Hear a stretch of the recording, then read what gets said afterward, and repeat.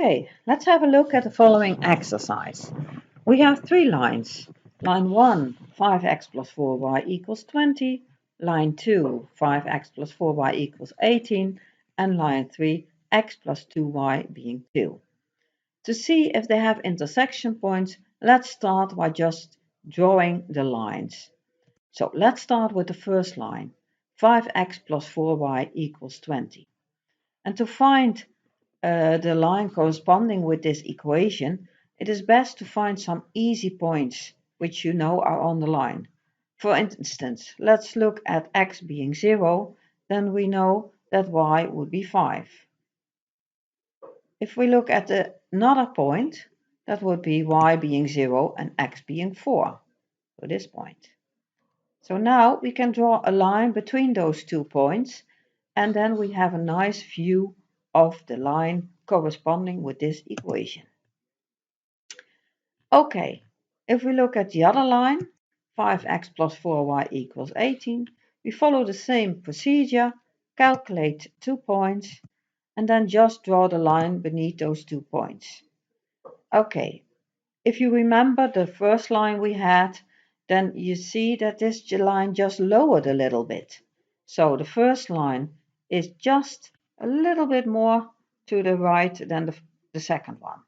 So these lines are parallel. And of course, if we think about the lesson in the gradient we have just had, then you would see that if we look at this line and we would calculate the gradient, then it would mean that we have to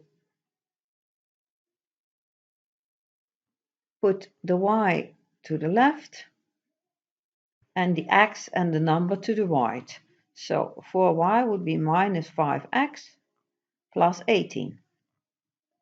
So y would be minus 5 divided by 4x plus 18 divided by 4. Okay, if we remember the previous line, the first line, we hopefully still know that that equation would be 4y equals minus 5x plus 20. Okay, then we get y being minus 5 divided by 4 times x plus 20 divided by 4. So that is exactly the same gradient. Minus 5 divided by 4 is exactly the same in both situations. That means that the lines have the same gradient, so the lines are in parallel because the intercepts are not the same. Okay, let's look at the third line, x plus 2y being 2. Okay, if we choose 2 points again, we have 2 simple points, 0, 1 and 2, 0, and we can draw a line to those points.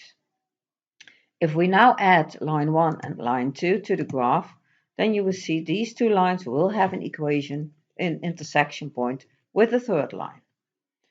If we look at the graph, it's quite difficult to see exactly where the intersection point lies.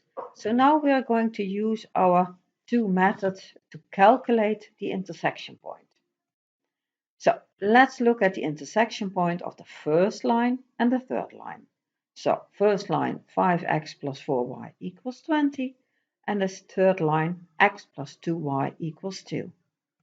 Let's start with the substitution method. If you remember, that means that we substitute one variable with the help of the other variable. So if we look at the second line, that's the easiest one to use because now we already have a simple variable x on the left side plus 2y being 2. So what we can do is just put the x to the left and it becomes equals to 2 minus 2y. If we then substitute this complete one in the first equation, so at this spot, then we will get 5 times x becomes 5 times 2 minus 2y plus 4y being 20. Okay, if we do some calculations, that'll become 10 minus 10y plus 4y equals 20. So minus 6y becomes 10. So now we found the y. So y is minus 5 divided by 3. Use this one again in one of the lines and we can calculate the x value. So let's use it in line 3, and then we have calculated that we can calculate that x will become 16 divided by 3. I have to learn to use this drawing tablet better. Okay, we'll get the hang of it. We can also do the elimination method. So again, we have the two equations and we just put them underneath each other. Then have a look at them and try to figure out which variable would be the easiest to eliminate. And in this case, I would say that would be the y. So if we have this one multiplied with 2, then we would get 4y and 4y there. So let's do that.